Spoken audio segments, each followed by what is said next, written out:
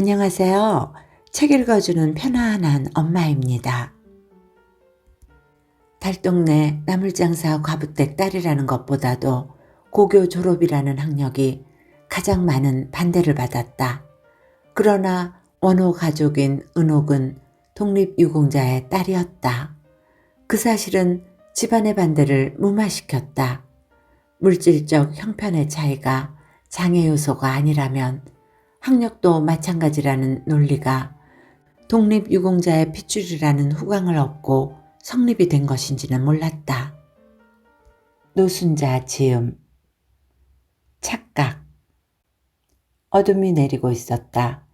어둠에 섞여 비도 안개처럼 어둠의 가루처럼 부슬부슬 어깨 위로 내려앉고 있었다.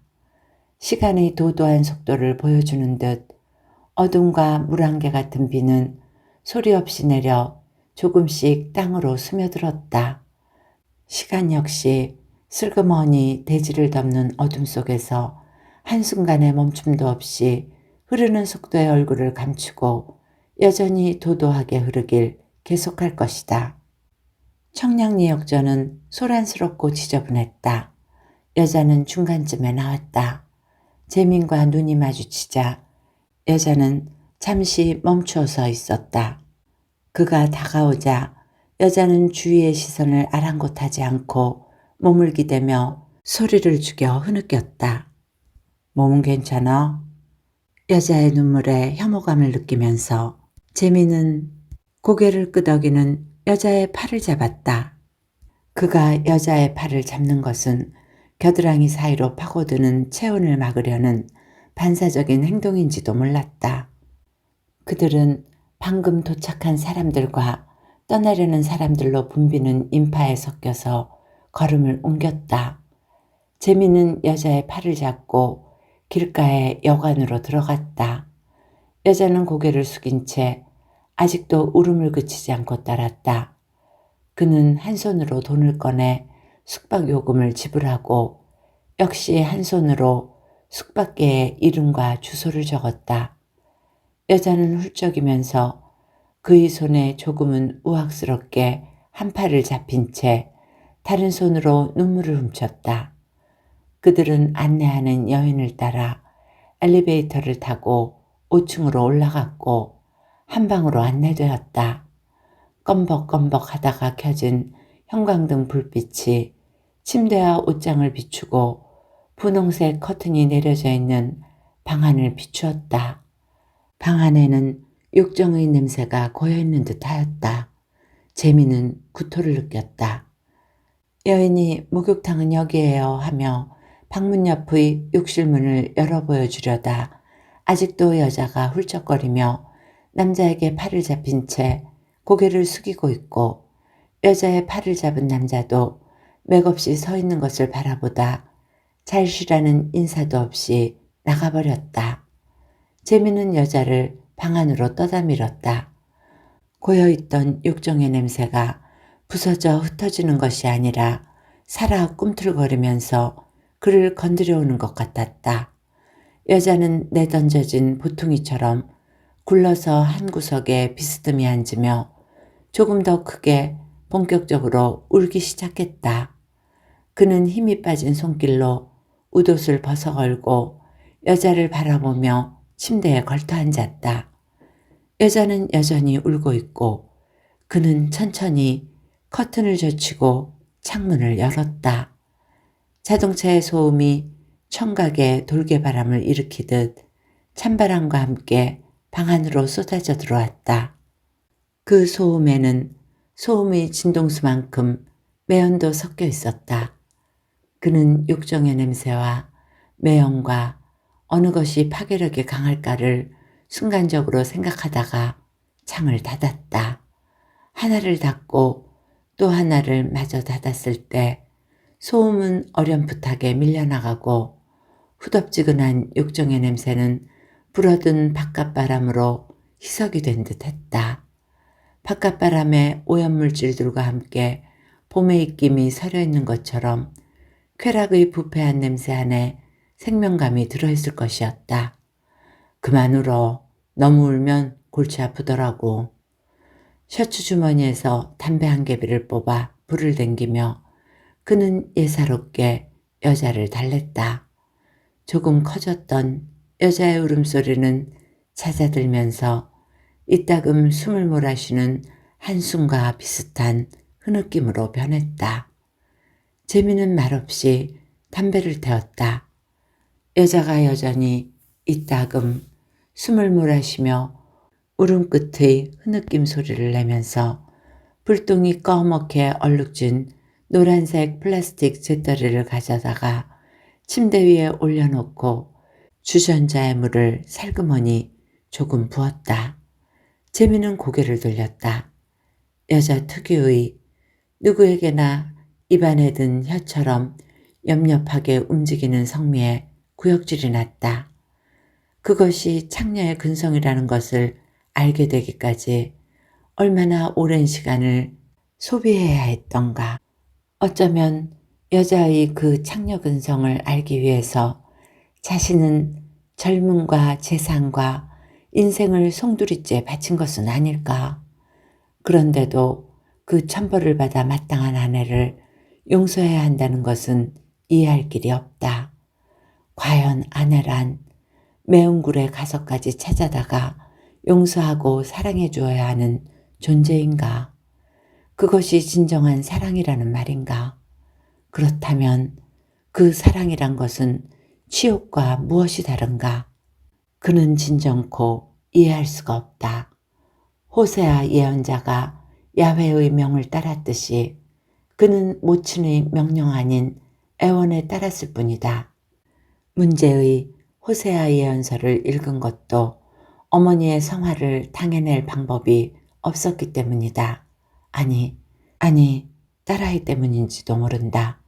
어떻든 자발적인 의사는 아니었다. 은옥을 생각하면 그는 피가 거꾸로 솟는 분노와 혐오가 치밀었다. 호세아 예언자는 야훼의 명령으로 바람기 많은 여자를 아내로 맞이하고 정부와 놀아나다 못해 매운 굴에 가 있는 아내를 찾아 몸값을 치르고 구해낸다.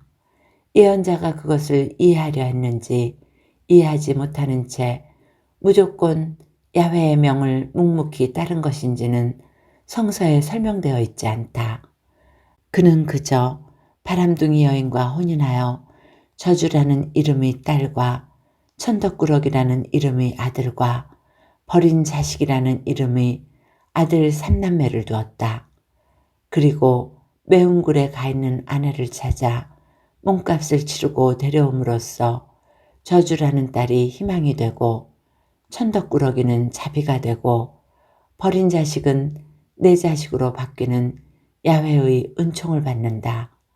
더불어 호세아의 그 너그러운 사랑이 바로 음란한 이스라엘 백성을 이끄는 야훼의 구원적 사랑이라고 성서에는 쓰여 있다. 제민도 어떻든 신자이기에 이해할 수도 용서할 수도 없는 아내를 구하기 위해 전 재산을 처분해서 아내의 부채를 청산해주고 매운 굴과 다름없는 피신처에서 은옥을 빼낸 것일까? 호세아를 읽은 것은 어머니의 성화를 조금이라도 덜어드릴 수 있을까 해서였고 참기 어려운 분노와 혐오가 좀 진정될까 해서였다.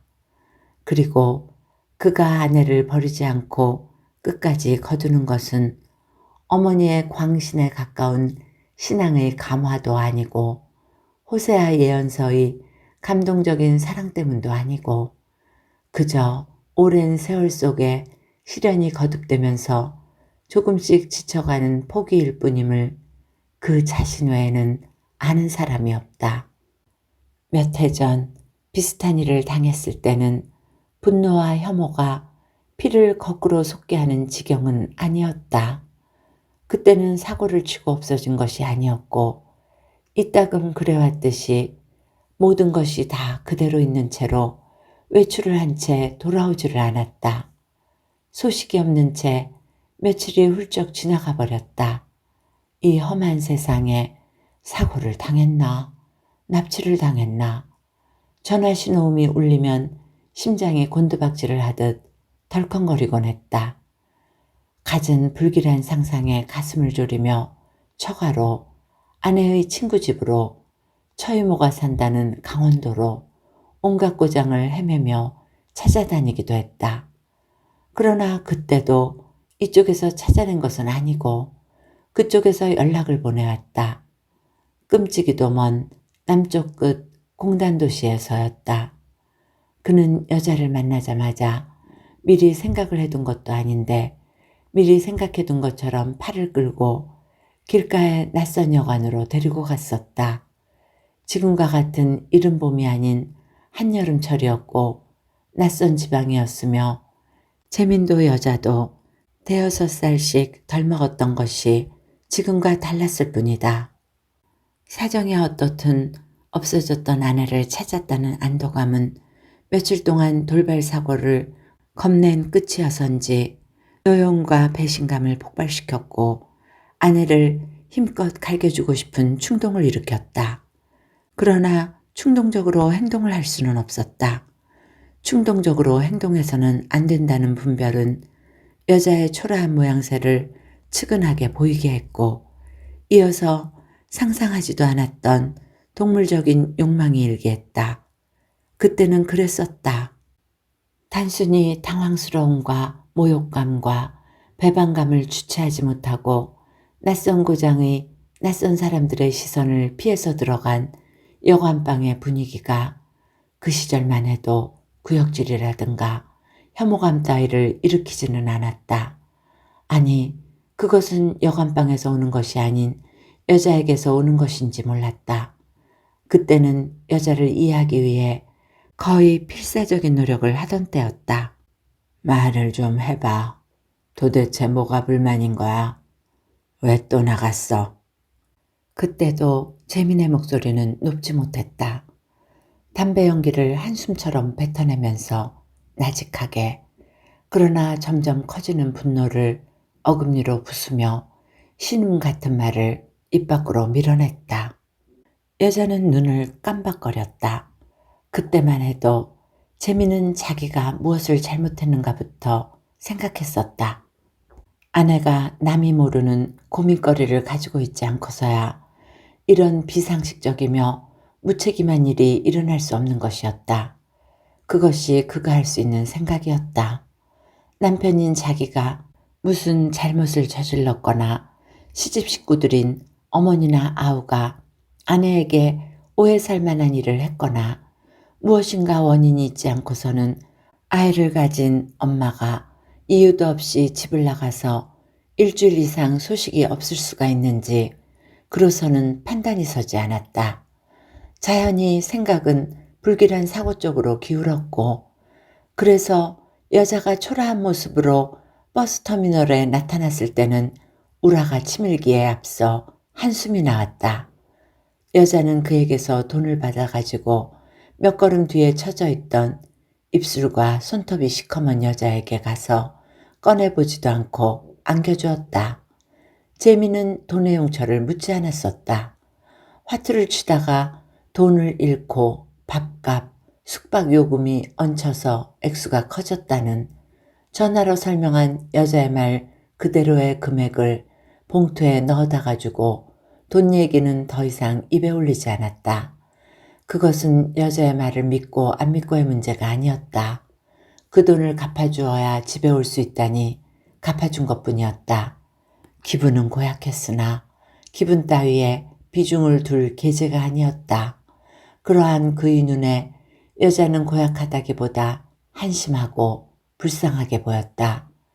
여자는 그저 단순하게 집으로 오는 길을 잃어버리고 엉뚱한 곳에 가서 집을 찾아 헤매느라고 흙투성이가 된 아이처럼 자신이 거둬주지 않으면 어디 가서 거지 노릇도 못할 무력한 인간으로 보였다.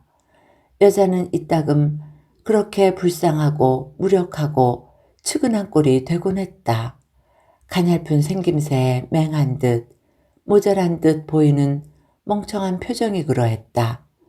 공들여 화장을 하고 머리 모양에 마음을 쓰고 세심하게 고른 값진 옷을 날아갈 듯이 차려입을 때는 영화배우 이상으로 화려하고 어여쁘게 돋보이는 용모지만 정반대의 초췌한 모습으로 보일 때도 적지는 않았다. 화장을 하지 않고 칙칙한 빛깔의 낡은 옷을 아무렇게나 걸치고 길게 늘어진 생머리를 질끈 묶으면 가냘픈 탓인지 작지도 않은 키까지 납작하게 줄어들어 보일 만큼 초라한 꼴이 되는 것이다. 없어진 것을 찾았을 때는 한결같이 그러한 초라한 꼬락선이었으므로 집을 잃은 아이 같은 느낌을 주곤 한다. 유난히 큰 눈망울에는 겁을 잔뜩 집어먹은 불안한 빛이 보는 사람까지 불안한 감정을 옮게 한다. 지금도 별로 다르지 않다. 쌍꺼풀이 없는 눈꼬리가 약간 처진 맥없이 큰 눈에는 선량한 검은 눈동자와 흰자위가 겁을 먹고 불안스럽게 떨고 있다. 그러나 그게 떨고 있는 게 아니라는 것을 이제 재미는 분별한다. 전에는 속았지만 이제는 속지 않는다. 대체 어디까지 갈 생각이야? 툭 하면 나가서 없어지던 것도 모자라서 집안을 풍비박산을 만들어야 하겠어. 양쪽 집이 다 엉망이 되었어. 말을 좀 해봐. 이번에는 그렇게 꿀먹은 벙어리로 얼렁뚱땅 넘길 생각은 하지 마라. 불만 있으면 얘기를 하고 이유가 있으면 돼. 왜 툭하면 말없이 집을 나가서 함흥차사가 되었는지, 왜 그 많은 돈이 필요했는지, 집이 날아가도록 숨긴 이유가 뭔지, 정말 혼자 저지른 일인지 말해보라고. 여자는 벌겋게 부은 눈만 멀뚱거릴 뿐 무슨 대답을 어떻게 해야 하는지 알지 못하겠다는 듯 덤덤하다. 남자가 묻고 있는지도 헤아려지지 않는다는 얼굴이다. 왜 불만이 있어야만 집을 나가는 것이라고 생각하는 것인가? 그냥 아무 불만이 없어도, 아무 이유가 없어도 사람이란 숨을 쉬듯이 그렇게 움직일 수 있고, 움직이다 보면 행위가 되지 않는가? 걷다 보면 집에서 멀어지고, 먼 곳에서 지내다 보면 집을 나간 것이 되듯 움직임의 결과가 가져오는 행위의 과정을 사람은 모두 설명할 수 있다는 말인가? 왜 그것을 반드시 설명해야 하는가? 그냥 설명 없이 살면 안 되는가? 사람은 설명할 수 있는 부분보다 설명할 수 없는 미지의 부분을 더 많이 가진 존재 아닌가? 그렇게 항변을 하고 있는 얼굴로 보이기도 한다.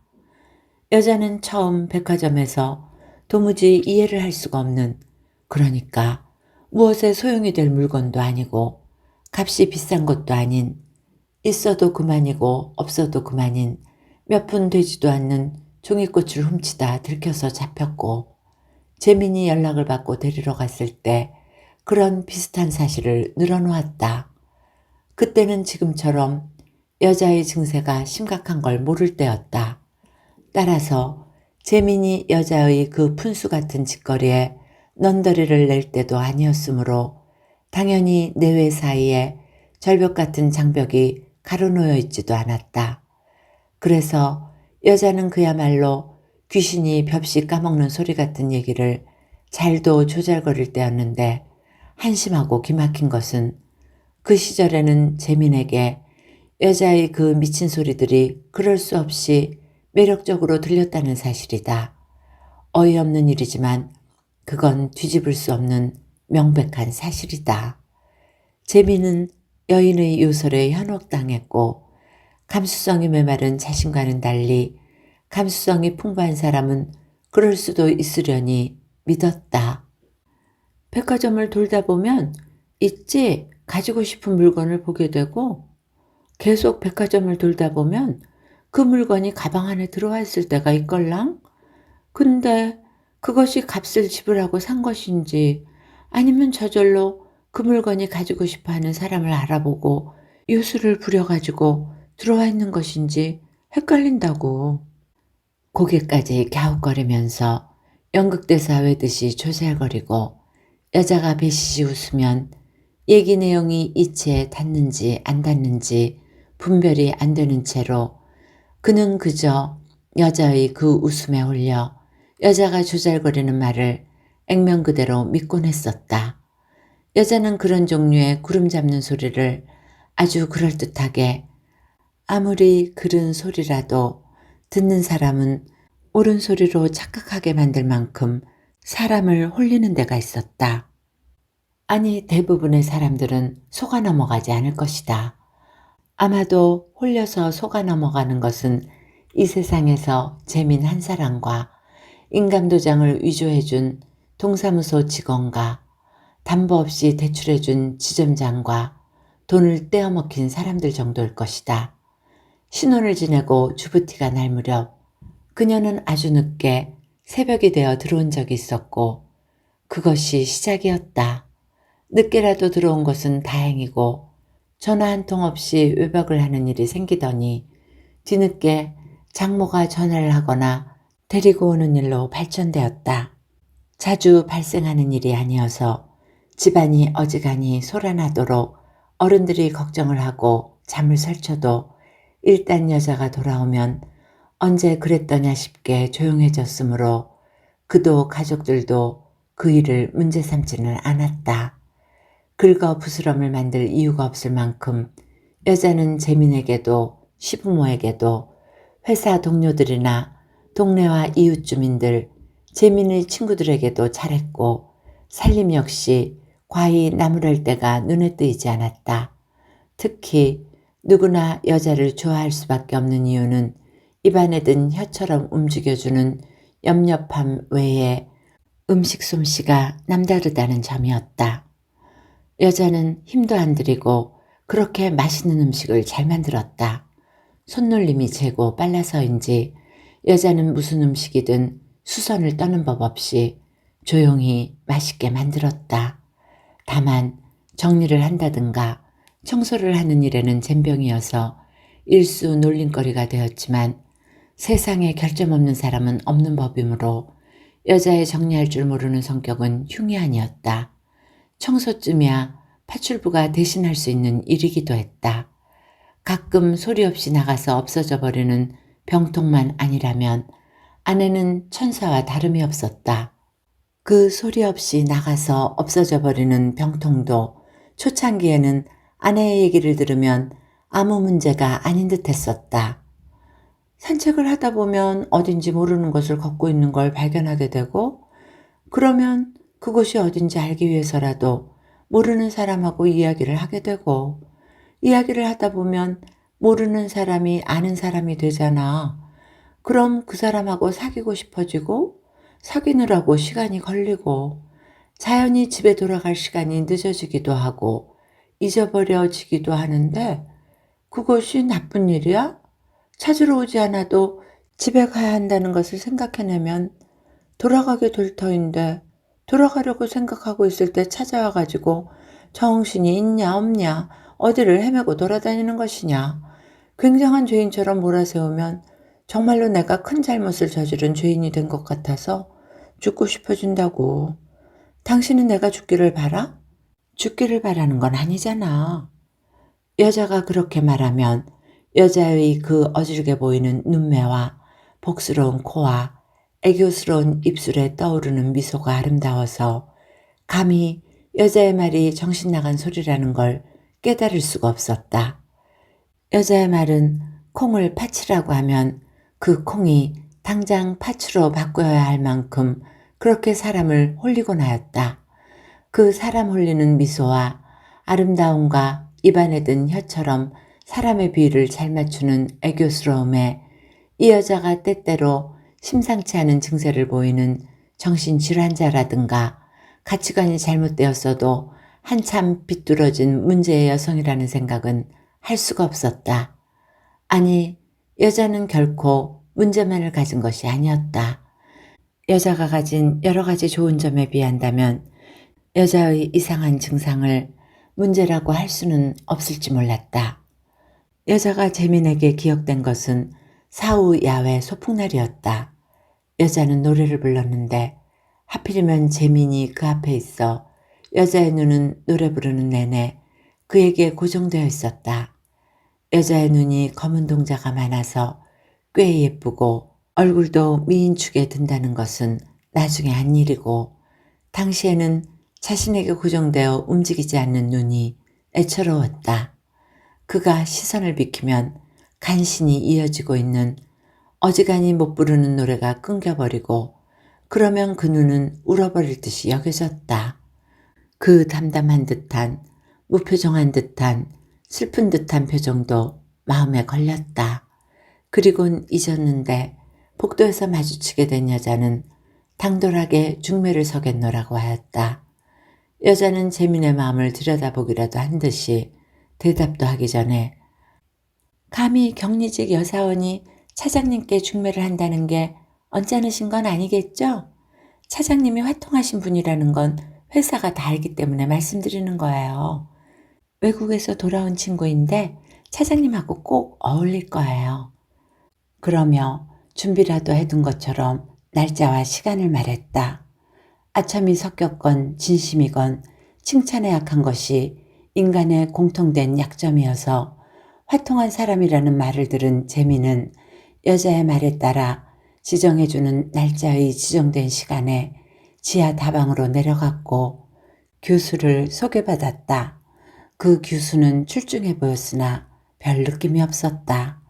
여자는 차장님하고 어울리는 재원이라고 집안도 좋고 학벌도 좋고 머리도 좋다면서 자리를 마련했는데 정작 가까워진 것은 교수가 아니라 그 여자였다. 그들의 혼인은 순조로웠다고 할 수 없어도 어느 부부나 크고 작은 문제들을 양보도 하고 체념도 하면서 받아들이듯이 평범하게 진행되었다. 은옥이 여상 출신의 격리 아가씨, 그것도 원호 가족이어서 특채가 된 경우라는 것이 좀 껄끄러웠다. 달동네 나물장사 과부댁 딸이라는 것보다도 고교 졸업이라는 학력이 가장 많은 반대를 받았다. 그 점은 재민도 담담히 지나치지는 못했다. 그러나 원호 가족인 은옥은 독립유공자의 딸이었다. 대부분의 애국지사 가족들은 가장이 애국운동을 하는 동안 제대로 먹지도 못하고 입지도 못하고 배우지도 못했듯이 은옥 역시 그러했다. 은옥의 부친은 독립운동을 하느라고 중년이 되도록 결혼을 하지 못한 호랍이 노총각으로 늙어가다 늙음하게 30년 가까이 아래인 은옥의 어머니와 맺어져 남매를 두고 타계한 국립묘지에 잠들어 있는 귀에 서릭지 않은 이름의 유공자였다. 그 사실은 집안의 반대를 무마시켰다. 물질적 형편의 차이가 장애 요소가 아니라면 학력도 마찬가지라는 논리가 독립유공자의 핏줄이라는 후광을 얻고 성립이 된 것인지는 몰랐다. 생존에 있으면 90이 넘은 은옥의 부친과 환갑 나이의 모친이 제대로 된 부부인지 혹 후처는 아닌지 하는 별것도 아닌 것이 화제가 되고 어른들은 성씨의 본이 양반인가 아닌가까지 따지려 들었으나 그것이 결혼을 좌지우지할 수는 없었다. 그는 명문대가라는 말을 들으면 실소를 하게 된다. 양반과 상민이라는 것도 다르지 않다. 뼈대가 어떻고 핏줄이 어떻고 하는 한가한 얘기는 역사나 설화로는 흥미롭지만 그 이상도 이하도 아닌 것이다. 껄끄러운 것은 또 하나 있었다. 아무리 작은 중소기업이지만 재민이 곧 은퇴할 사장의 아들이며 창업주의 손자라는 것은 회사 안에 잡음을 많이 뿌렸다. 신분 상승, 신데렐라, 미모 등의 언어들이 어지럽게 날아다녔고 신분 상승을 노린 무서운 여자아이의 계획적인 접근에 백마를 탄 기사가 말려들었다는 공공연한 소문은 실수 아닌 폭소를 터뜨리게 했다. 은옥은 결코 신분 상승을 노리고 계획적으로 접근을 할 무서운 아이가 아니고 재미는 또한 백마를 탄 기사일 수가 없었다. 그는 그 모든 것들을 시간에 맡겼고 시간은 오해를 잠재우는 듯했다. 그의 할아버지가 세운 전자부품을 생산하는 공장은 간의 수공업을 면한 수준의 작은 기업일 뿐이었다. 사원이 생산직 앞에서 20, 30여 명일 때는 규모는 작았지만 분위기도 가족적이었고 실속도 있었던 것으로 부친은 전했다. 그러나 회사란 작건 크건 만들어져서 굴러가기 시작하면 어쩔 수 없이 커지기 마련이고, 그러다 보면 세금 때문에라도 주식회사가 되어야 하고, 이제 생산직 관리직 합해서 100여 명의 사원들이 매달려 사는 회사는 가까스로 적자를 면하는 정도라 해도 어느 개인의 거실수는 없는 노릇이었다. 재민이 그림 쪽으로 나가지 못하고 경영학을 전공해서 가업과도 같은 회사 일에 종사를 하고 있는 것은 일이 재미있어서도 아니고 효자이어서도 아니었다. 사람이 과연 하고 싶은 일만을 선택하면서 살 수 있는 것일까? 형이 외국으로 가버리고 공부에 취미를 가졌던 아우가 학문을 하고 싶어 하는 중에 부친의 일을 물려받을 사람은 자신밖에 없어 재미는 그 길을 따랐다. 그렇게 살면서 시간에 쫓기고 폭주하는 일에 쫓기다 보니 때로 자기가 사람인가 기계인가 싶었다. 그것을 달래는 길은 그의 형편으로는 운동도 되고 사교도 되는 골프였다. 은옥과 혼인하게 된 것도 그로서는 삶의 순리를 따른 것뿐이었다. 학교에서는 학과가 그러해서인지 그 시절만 해도 여학생이 별로 없었으며 중매로 들어오는 혼처들은 마음이 내키지 않을 때였다. 누가 보아도 기우는 혼사라는 지적을 받을 때는 은옥의 아버지가 독립유공자라는 사실이 방패막이가 되고 그는 그 모든 것을 순리라고 생각했었다. 은옥의 어머니가 나물장서로 남매를 키웠으며 은옥의 오빠가 미장공이라는 것은 무언지 몰라도 자신의 선택이 나쁘지 않은 듯한, 사람은 살면서 중요한 고비에 주판할 따위를 튕겨보지 않는 순수성을 잃지 않아야 한다는 은근한 자부심이 있었다. 나이는 별로 차이나지 않았다. 재민이 입사하면서 바로 차장을 단 탓이었다. 그리고 그 혼인은 꽤 감동적인 케이스로 보였고 재민도 그렇게 알았다. 은옥은 예쁘고 귀엽고 신비스러운 여성이었으며 튼튼히 땅을 디디고 사는 사람으로 보였다. 나비나 새처럼 아무데나 자유롭게 날아다니면서 살고자 하는 몽상가의 증상은 보이지 않았다. 여자는 아내로, 한 아이의 어미로, 며느리로, 주부로 정착이 되어가는 듯한 무렵부터 달라졌다. 외출을 했다가 새벽에 들어온 것이 시작이었다. 그것이 잊을만 하니까 외박, 다음은 가출, 그리고 도벽, 화투, 술, 춤, 마치 사춘기 아이들의 호기심 순례 같아서 그것이 어떠한 질병이나 의식적이고도 계획적인 모험이라는 생각은 할 수가 없었다. 재민의 삶을 근원적으로 흔들거나 파괴할 심각한 증상의 전조라는 생각도 하지 못했다. 항상 눈앞에 벌어진 일을 수습하느라 생각 따위를 진지하게 해볼 겨를이 없기도 했다. 무슨 사고를 당했나, 무슨 일이 일어났나 하는 걱정으로 시작되어 무엇이 잘못인가, 어디가 잘못되었나 한탄을 하고 나중에는 반드시 창피해서 어떡하나, 사람들의 수군거림과 비난을 어떻게 감당해야 하는가 따위의 조금도 중요해 보이지 않는 일에 덜미를 잡히고 그 체면이라는 것이 결코 조금도 중요하지 않는 일이 아니었음을 절감하면서 여자가 어떤 사람인가, 진실로 어떤 인간인가는 거의 생각하지 않았다. 거기까지는 재민 한 사람의 문제이기도 했다. 아니, 마음고생은 어머니도 하셨고 남의 아이가 아닌 자신의 딸아이가 어머니를 두고도 할머니하고 더 많은 시간을 보내야 했지만 거기까지는 참을만 했다. 다음에 여자가 저지른 사건은 그의 뒤통수를 치고 심장을 찢었다. 몽상가에 가까운 것이 병통이라 생각한 여자가 엄청난 돈사고를 낸 것이었다. 여자는 잠적을 했고 갑자기 빚쟁이들이 들이닥쳤다. 집은 담보로 들어가 있었다. 사태를 알지 못하는 채로 본인이 없는 자리에서 아무것도 모르고 집 앞 대로변에 있던 건물이 차압을 당하고 집에 딱지라는 것이 붙여질 때에는 혼비백산을 안 할 수가 없었다. 부친이 혈압으로 쓰러지고 가족들이 아우의 집으로 피신을 하고 변호사를 불러서 사태를 파악하기까지는 지옥이 따로 없었다. 이해를 할 수 없어. 왜 그런 어마어마한 돈이 필요했지? 대체 왜 그랬어? 왜 하필 돈놀이였냐고. 걸터 앉았던 상체를 침대에 눕힌 채 팔을 깍지 끼고 베어있던 그는 나직이 중얼거리듯 말했다. 여자가 베개를 들고 와서 재민이의 팔을 빼고 베개를 베어주려는 것을 그는 가벼이 밀어냈다. 장모님 핑계는 대지 마라. 친정어머니에게 상가 아파트 한 채 얻어드리고 싶은데 시댁 식구들 모르게 하느라고 그런다고 아무에게도 말하지 말아달라고 앞집에도 옆집에도 뒷집에도 성당의 교우들한테도 미장원, 약국, 슈퍼마켓, 은행, 사채회사에까지 그랬다면서.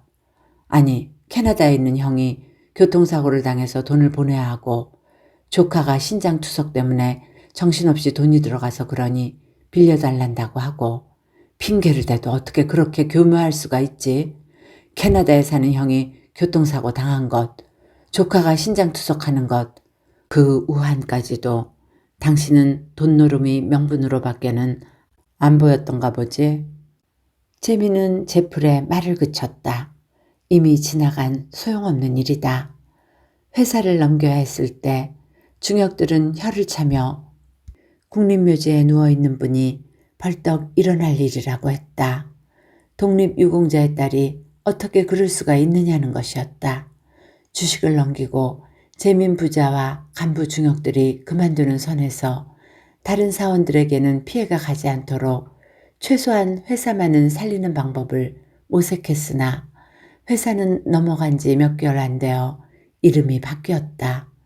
뇌졸중을 일으켰던 부친은 회복 기미를 보이다가 넘어간 회사가 이름을 바꾸었다는 소식에 다시 혼수 상태에 빠지고 회생하지 못했다. 한 집안이 거덜나기까지 결코 긴 시간이 필요하지 않았다. 파산이 어떤 것이며 패가망신이 무엇인가를 재미는 속속들이 겪어야 했다.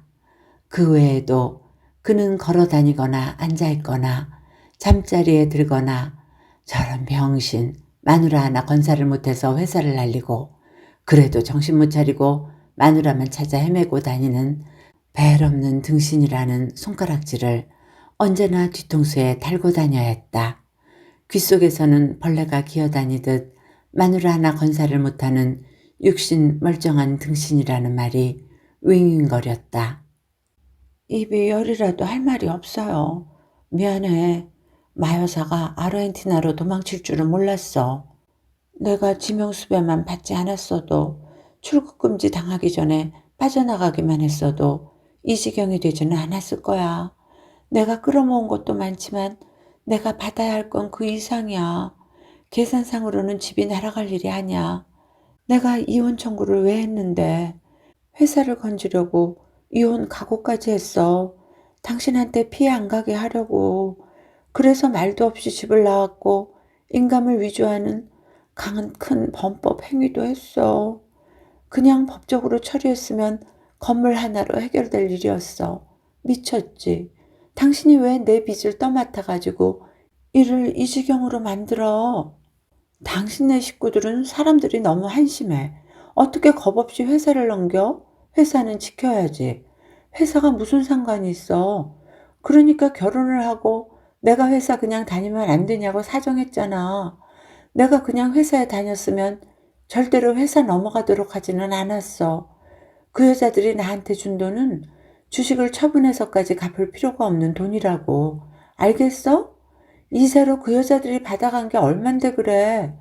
그 여자들은 이자를 받으려고 자기들이 자진해서 나한테 돈을 맡겼단 말이야. 입 다물어. 그걸 지금 말이라고 하는 거야? 모르는 사람도 아니고 대개가 아는 이웃들이었어. 30년 함께 살아온 동네 사람들이야. 그걸 내가 안 그랬으니까, 아내라는 여자가 한 짓이니까 우리는 모르는 일이고 이미 이혼 소송에 걸린 여자는 도망가 버리고 없으니까 모른다. 그렇게 잡았대라는 말이야. 그리고 뻔뻔스럽게 얼굴을 들고 살라고? 아닌 게 아니라 이게 여자들 사이에서 오가는 돈의 액수인가? 자제비도 아니고 물품 대금도 아니고 인건비도 아니고 빌리자 꾸자 그런 명분으로 오가는 돈의 액수인가 놀랄 수밖에 없는 액수를 빚이라고 벌떼처럼 악다구니를 치며 달려드는 옆편 애들 속에서 빌리는 것을 본 것도 아니고 무슨 증거가 있는 것도 아니고 황당했다. 차용증이니 보관증이니 가지고 있는 이들은 문제가 없었어. 담보를 잡은 사채회사가 인감이 위조였다는 사실로 패소를 해서 당신을 고소한 것하고 성당 교우들, 동네 사람들, 아무 증거가 없는 채권자라는 사람들의 경우는 처리를 하고 싶어도 방법이 없었어. 이혼은 판결이 났지. 이제 내 쪽에서 그 판결 증서를 가지고 본적지에 신고만 하면 끝이야. 재미는 침을 삼켰다. 나는 당장 그렇게 끝내고 싶다고 말해주고 싶었다. 정말 그러고 싶었다. 여자에게 정남이가 떨어졌고 화가 나고 죽지 않을 만큼 갈겨주어도 화가 풀리지 않을 것 같았다. 그러나 그럴 수도 없었다. 집안의 아무도 그에게 그걸 강요하지 않았다. 어머니는 신앙 때문에 용서해야 한다고 차마 못 볼 정성으로 기도하며 모든 걸 견디고 그래도 아이 엄마라는 걸 강조했지만 그러는 분은 어머니뿐이었다. 장모도 처남도 제 아버지 이름에 먹칠을 한 그런 없으니만도 못한 계집은 잊으라고 하였다. 버리지 말아달라는 부탁을 할 염치조차 없다는 것이었다. 그런데 그는 그게 되지 않았다.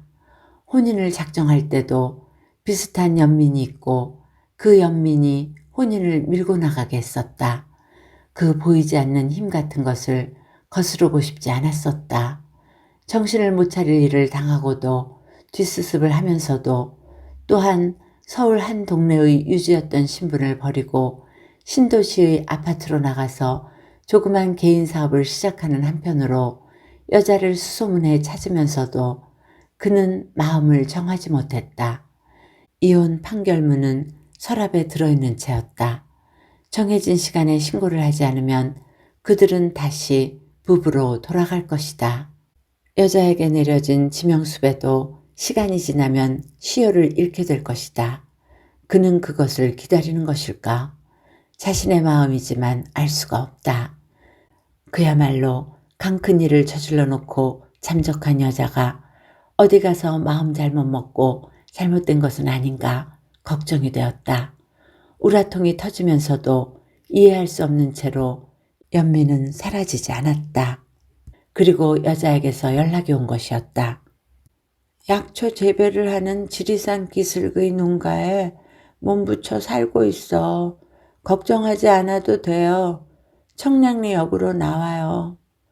그 전화를 받고 열차가 도착한다는 시간보다도 좋게 30분쯤은 일찍 나가서 기다려 그 호세아의 아내와 비슷한 여자를 만난 것이었다.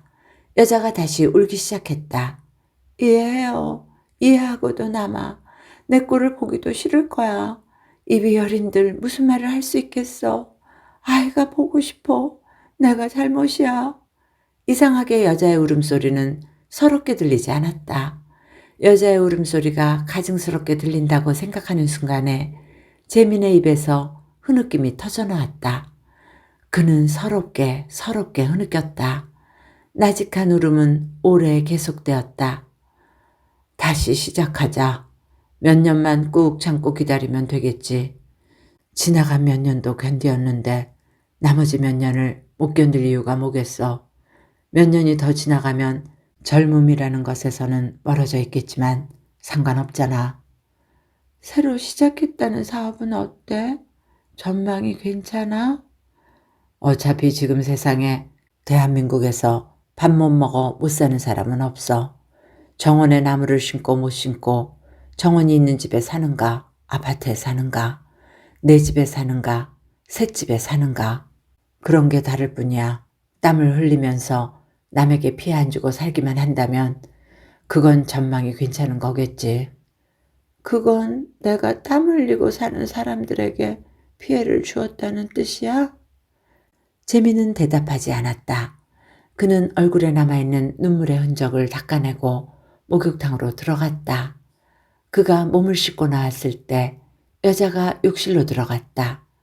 문을 두드리는 소리가 들리고 양장피 잡채와 탕수육과 고량주가 날라져 왔다.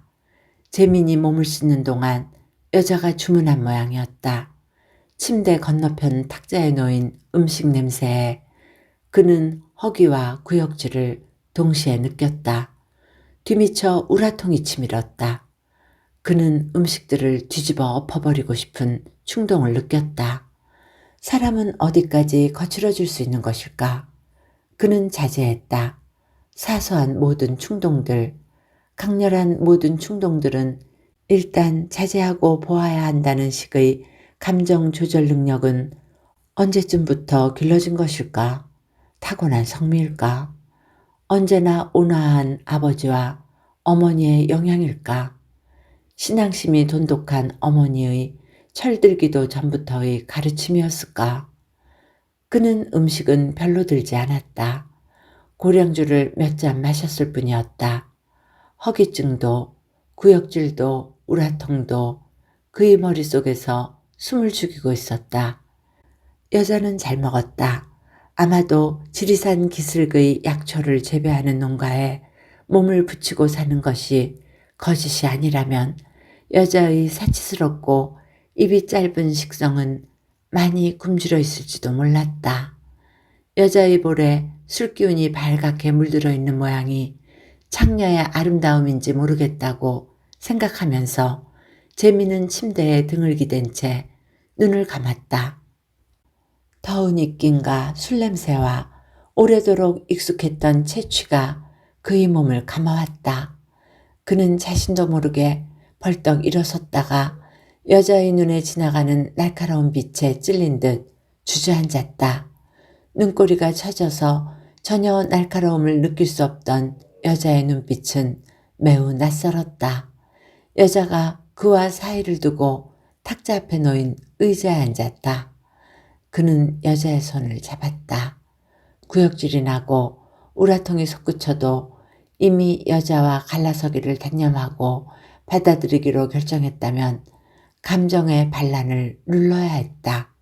어떻든 그들은 아이를 가진 아직은 호적이 갈라져 있지 않은 부부이며 재미는 여자에게 그 결정을 전하려는 목적을 가지고 있었다. 여자에게 구토와 혐오감을 눈치채이지 않으려 노력하며 재미는 술기운을 빌어 내외 사이의 일을 끝냈다. 밤은 더디 갔다. 여자가 잘 잤는지 거의 뜬 눈으로 몸도 함부로 뒤채지 못하면서 어렵게 밝혔는지는 알 수 없었다. 재민이 잠이 들지 않은 채로 몸을 뒤채고 싶은 것은 여자가 깰까봐 참았듯이 여자도 그랬을 수도 있고 어쨌건 기차를 타고 먼 길을 왔다면 고단해서 잠이 들었을 수도 있는 일이었다. 다음엔 집으로 오도록 해. 서울도 아니고 경기도 신도시인데 무슨 일이야 있겠어. 1년에 한 번씩이라도 올라올 수 있으면 그렇게 다녀가는 것이 낫지.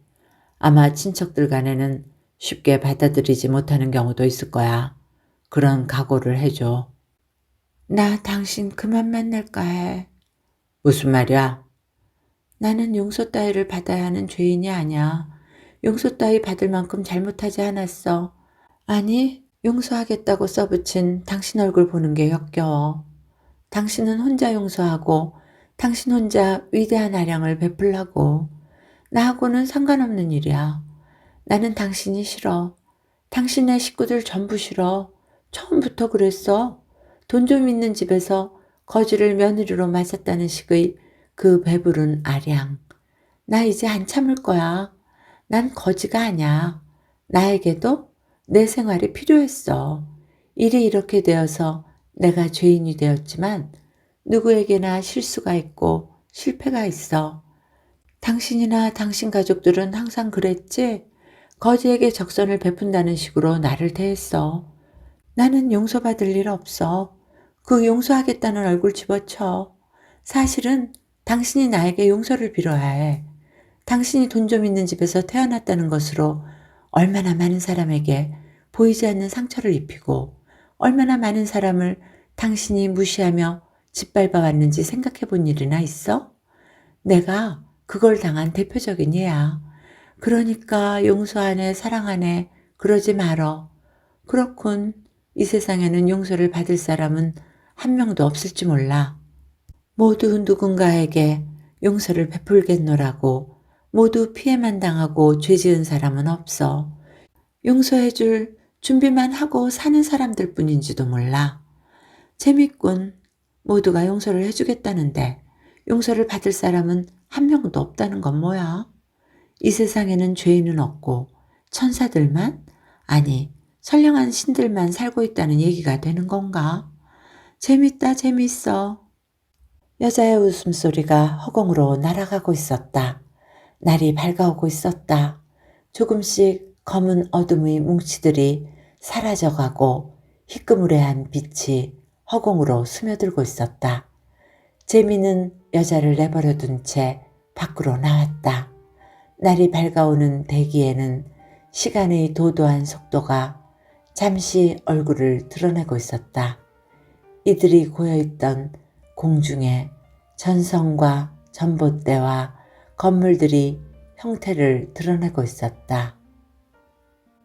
이야기는 이렇게 끝을 맺습니다. 좋은 시간이 되셨기를 바라며 오늘도 행복하세요.